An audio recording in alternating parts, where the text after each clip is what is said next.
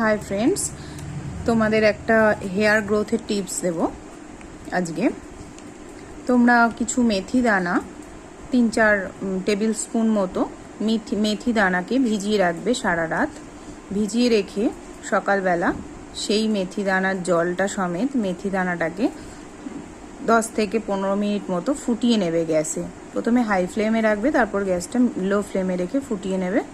তারপর সেই জল সমেত মেথি দানাটাকে ভালো করে হ্যান্ড ব্লেন্ডার দিয়ে ব্লেন্ড করে নেবে।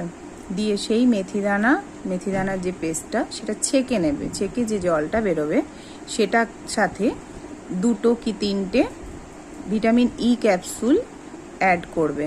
করে তোমরা ওটা একটা স্প্রে বোতলে ঢেলে রেখে ফ্রিজে রেখে দিতে পারো। এইভাবে তোমরা ওটাকে 1 মাস অবধি ওটাকে স্টোর করতে পারবে। ওটাকে তোমরা প্রতিদিন রাত্রিবেলা হোক কি দিনের বেলা স্নানের আগে 2 ঘন্টা আগে স্প্রে বোতলে করে সেই স্প্রে করে করে মাথার স্ক্যাল্পে ভালো করে লাগিয়ে মাসাজ করবে। এবং এটা করার পর আমাকে তোমরা 1 মাস পর কমেন্ট করে জানাবে যে সেটাতে তোমরা উপকার পেয়েছো কি পাওনি। Thank you.